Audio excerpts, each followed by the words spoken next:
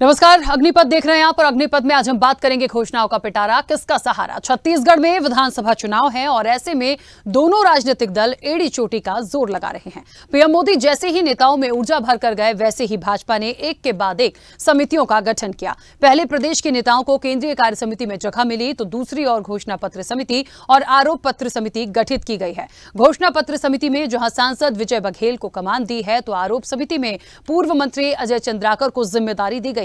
घोषणा पत्र में 30 सदस्यीय टीम है, तो आरोप पत्र में अजय चंद्राकर के साथ प्रेम प्रकाश पांडे और ओपी चौधरी को जगह मिली है। भाजपा जल्द ही राज्य स्तर पर आरोप जारी करने के बाद जिलों में सरकार की विफलता बताने के लिए पत्रकार वार्ता आयोजित करेगी और जो भी आरोप लगाएगी उसके प्रमाण भी प्रस्तुत करेगी। इसके लिए विधानसभा से तथ्य जुटाने के अतिरिक्त सूचना का अधिकार कानून के तहत भी जानकारियां प्राप्त की जा रही हैं। इस दौरान सांसद सुनील सोनी ने कांग्रेस पर निशाना साधा। इधर कांग्रेस ने भाजपा के आरोप पत्र तैयार करने पर तंज कसा है। कांग्रेस ने कहा कि आरोप पत्र तैयार करने के पहले भाजपा 15 सालों के घपलों घोटालों पर आत्ममंथन समिति बनाना चाहिए। बीजेपी की आरोप समिति औचित्यहीन है। भाजपा की समितियों को लेकर सीएम भूपेश बघेल ने कहा कि 3 चेहरे में कौन कौन है। बृजमोहन पांडे, अजय चंद्राकर कितना भी विधानसभा में चिल्ला चिल्ला कर बोले, जब तक रमन सिंह को नहीं हटाएंगे आपका भविष्य गटमट रहेगा। सीएम भूपेश ने कहा कि विजय बघेल को घोषणा पत्र समिति के संयोजक बनाए हैं। जिनको भाजपा की आइडियोलॉजी का पता नहीं, वो घोषणा पत्र बनाएंगे। तो कुल मिलाकर देखा जाए तो घोषणा पत्र के दम पर ही कांग्रेस सत्ता में आई थी। अब चुनाव है तो घोषणा पत्र समेत अन्य समितियां बनाई जा रही हैं, लेकिन आगामी चुनाव में किसका घोषणा पत्र दमदार होगा, ये आने वाले समय में देखने वाली बात होगी। इस चर्चा को आगे बढ़ाएंगे, उससे पहले कुछ प्रतिक्रिया है वो आपको सुनाते हैं।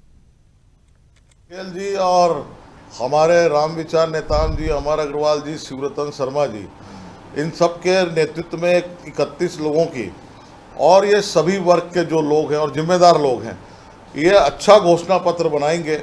और भारतीय जनता पार्टी की कथनी और करनी में अंतर नहीं होता है, ये जनता जानती है। और कांग्रेस के घोषणा पत्र को देखा है कि 36 घोषणा पत्र में एक भी वादा पूरा नहीं करना, केवल भ्रम फैलाना और गंगा जल हाथ में लेकर जो वादे किए थे उसके विपरीत जो है वो जाकर जो है वो सरकार को चलाने का काम किया है। अभी कैसे बताऊंगा कि आरोप को मैंने यदि जाहिर कर दिया तो फिर आरोप पत्र का मतलब क्या होगा? तो विस्फोट होगा। आरोपी आरोप हैं, उसके तथ्य जुटाना भर है। क्या तथ्यों के साथ इसको तथ्यों के साथ सरकार के जितने सवाल ही पैदा नहीं होता। ये अपने पाप के बोझ से मरेंगे। 3 चेहरे में कौन कौन से हैं? बृजमोहन जी, पांडे जी और अजय चंद्राकर जी। मैं तो इन लोगों से कह रहा हूँ, आप कितना भी यहाँ विधानसभा में चिल्ला चिल्ला बोले, आप लोग जब तक रमन सिंह को नहीं हटाएंगे आप लोगों का भविष्य गड़बड़ रहेगा। अभी भी देख लीजिए, पूरे कमेटियों में रमन सिंह के चला। विष्णुदेव साय जी गए, धर्मलाल कौशिक जी गए केंद्रीय कार्यकारिणी में, ये किनके साथ? और ये तीनों हटा दिए गए, इनके किसी आदमी को नहीं रखा गया।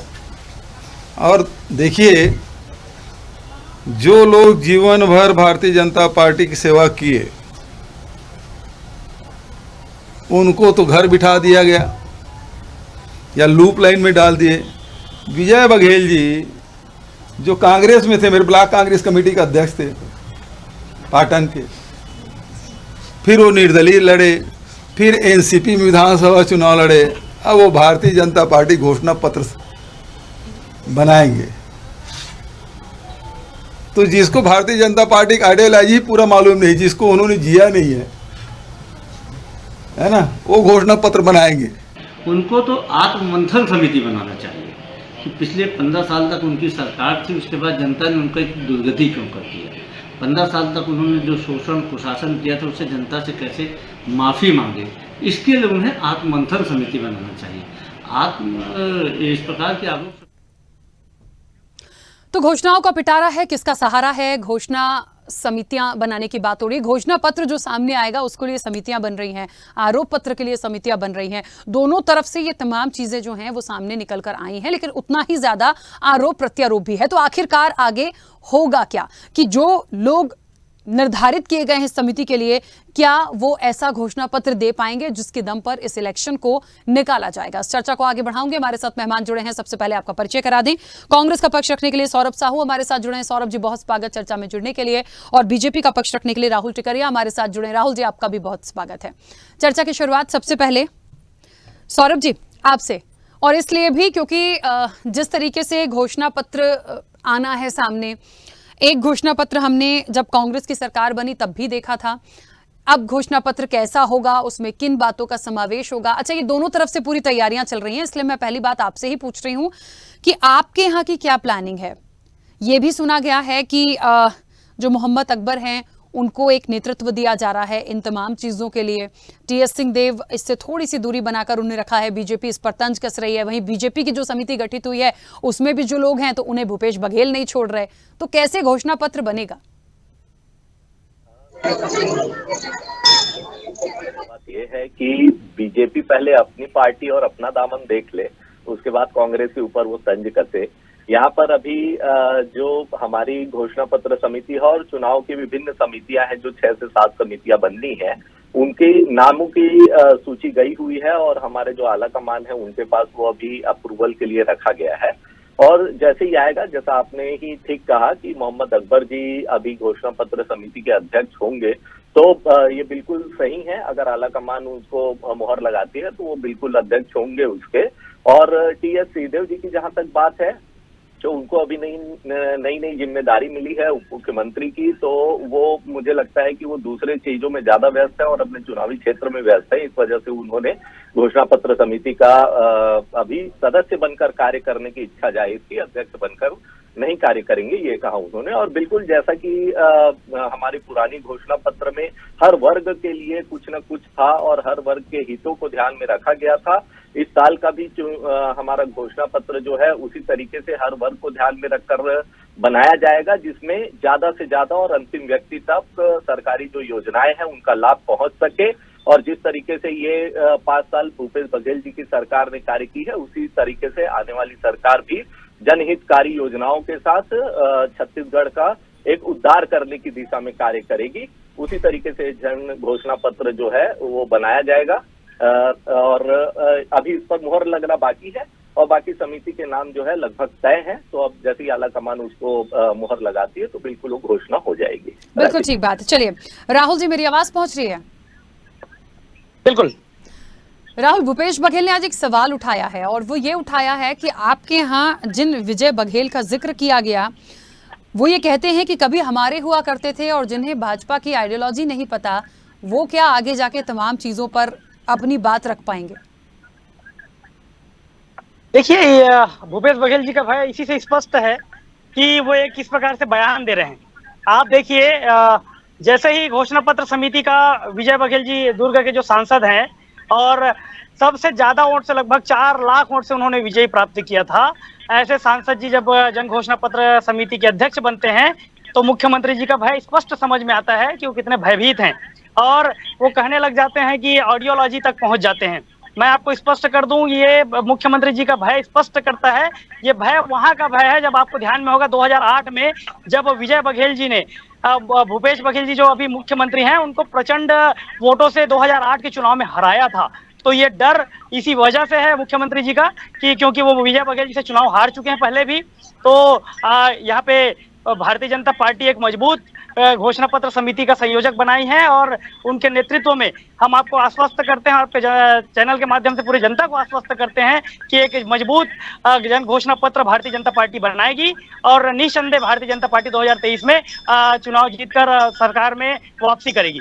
अच्छा, एक बात और महत्वपूर्ण है, क्या एक क्राइटेरिया ऐसा रखा गया है, क्योंकि जिस तरह से समितियां जो बनाई गई हैं या जो लगातार बनाई जा रही हैं उसमें जिन लोगों को शामिल किया गया है उन लोगों पर इतना भरोसा, देखिए ये निश्चित तौर पर बीजेपी का अंदरूनी मामला हो सकता है और जो निर्णय लिया गया होगा वही लोग इस समिति में हैं, लेकिन क्या एक उसकी एक स्ट्रैटेजी प्लान की गई है? क्योंकि घोषणा पत्र सामने आना और उसी के दम पर तमाम चीजें जो हैं पूरा इलेक्शन निकलना है।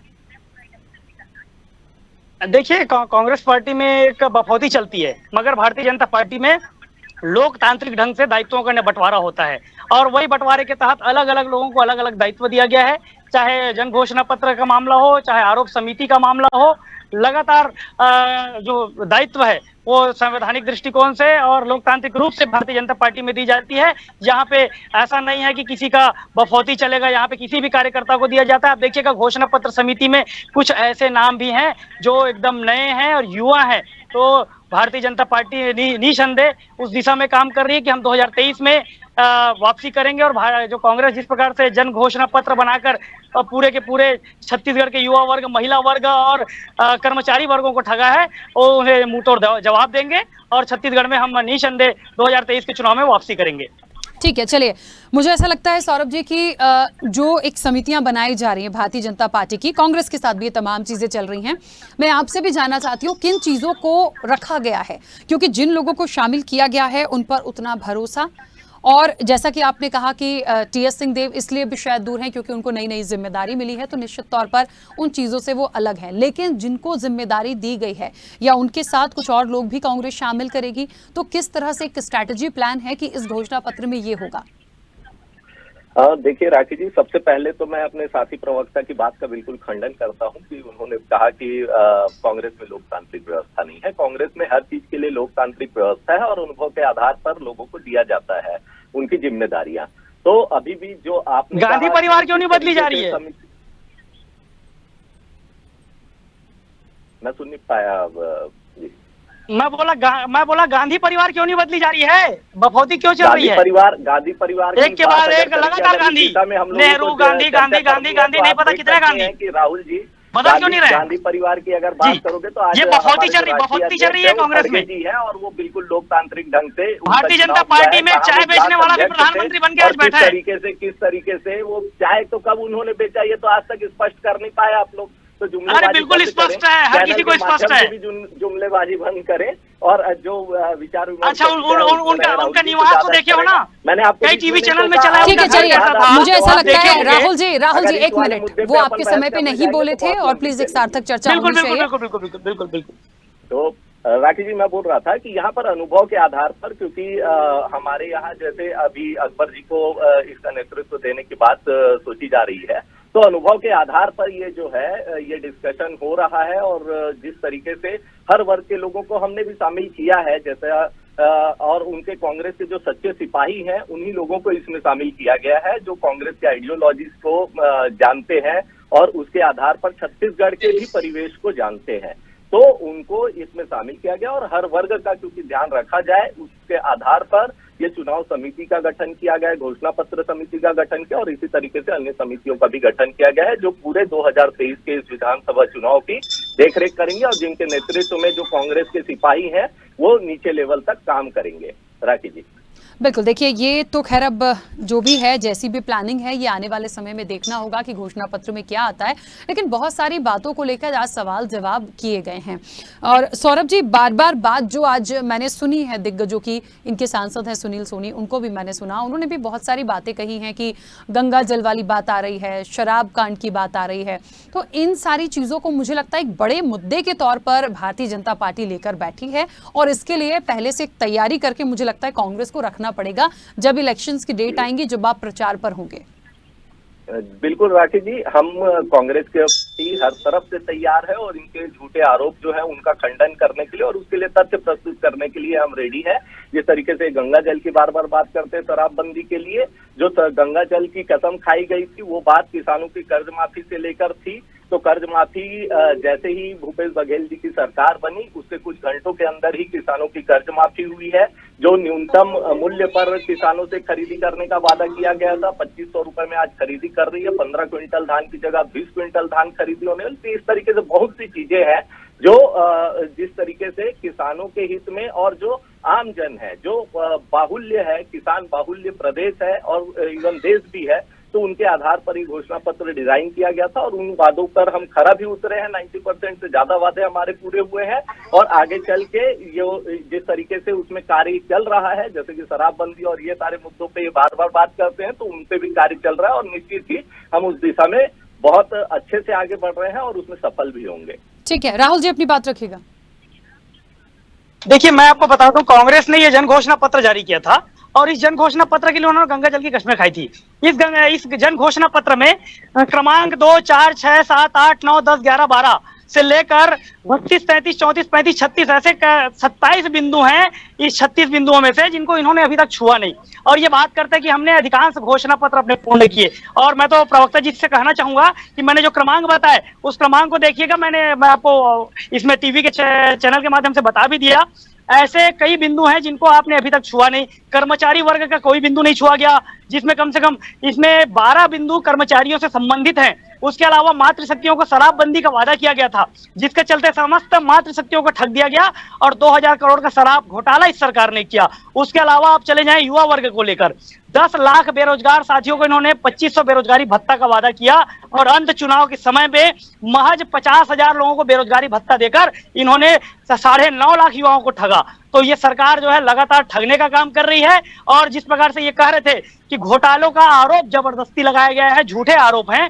मैं आपको बता दूं, सौम्या चौरसिया जो मुख्यमंत्री जी की सचिव रही, वो कोल घोटाला में अंदर हैं। हजारों करोड़ों का कोल घोटाला था, लगभग साल भर उनको हो गए कि वो जेल के सलाखों में हैं। राहुल जी, ऐसे तो पता है आपको, उनके जमानत ऐसे तो मैं फिर बीजेपी और कांग्रेस जी? किसी को भी नहीं छोड़ूं। ऐसे तो मैं बीजेपी का शासनकाल जो रहा और कांग्रेस की जो सरकार अभी वर्तमान में है, जी? ऐसे तो फिर कोई अछूता नहीं है भ्रष्टाचार से। मुझे बता दीजिए, सिर्फ कांग्रेस को कोसना देखिए क्या ठीक है? बीजेपी को आप कोसना बता क्या दीजिए, ठीक है? आरोप लगना और आरोप सिद्ध होना अंतर है। इसमें आरोप सिद्ध हुआ है तभी कोर्ट बार बार उनके जमानत याचिका खारिज कर रही है। और आप देखिए कांग्रेस के महापौर एजाज ढेबर रायपुर, उनके जो भाई है अनवर ढेबर, छोटे भाई, वो 2000 करोड़ के शराब घोटाले में है। उनका भी बार बार जमानत याचिका न्यायालय मतलब निरस्त कर रही है। तो इसका मतलब क्या है, कहीं ना कहीं इनके द्वारा जो घोटाले किए गए हैं वो सिद्ध है। आप देखिए अभी युवा वर्गों के साथ और छात्रों के साथ इन्होंने क्या किया।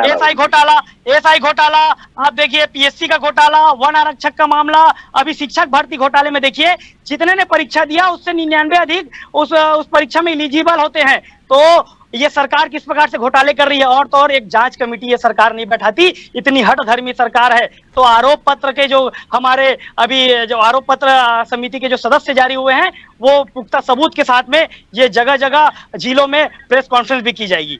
अच्छा, क्या मतलब बार बार जो गंगा जल शराब कांड और जिस तरह से आप बता रहे हैं कि जो इन्होंने अपने घोषणा पत्र में पहले कहा था उन तमाम चीजों पे बात नहीं हुई है, तो क्या ये सारे पॉइंट्स आरोप पत्र में चले जाएंगे, ऐसा जो मैं समझ पा रही हूँ, या कुछ और होगा जो प्रमाणों के साथ होगा? आरोप पत्र में सबसे पहले तो इनका जो घोषणा पत्र था जिसमें 36 बिंदु था, उसके 27 बिंदु छूटे हुए हैं। सबसे बड़ा आरोप पत्र ये रहेगा हमारा। उसके अलावा जितने भी घोटाले हुए हैं और जितने आरोप हुए हैं, उसके बाद भी ये सरकार किसी प्रकार से जांच कमेटी नहीं बैठा रही है, ये सारे आरोप समिति के साथ आएंगे और जिले के अनुसार अलग अलग मुद्दे भी उसमें शामिल होंगे। ठीक है, चलिए सौरभ जी, अजय चंद्राकर भी आज कह रहे थे कि जो भी बातें होंगी मैं अभी नहीं बता रहा हूं, लेकिन जब मैं शामिल करूंगा तो तथ्यों के साथ शामिल करूंगा और पूरे तथ्य जुटाए जा रहे हैं। बिल्कुल। तो मुझे लगता है बहुत जिस कॉन्फिडेंस के साथ बीजेपी है, देखिए कमल खिलाने की तो चाहत है छत्तीसगढ़ में, खिलेगा नहीं खिलेगा ये जनता तय करेगी, लेकिन हाँ यदि आरोप तथ्यों के साथ आए तो फिर कांग्रेस को बड़ी मुश्किल हो जाएगी।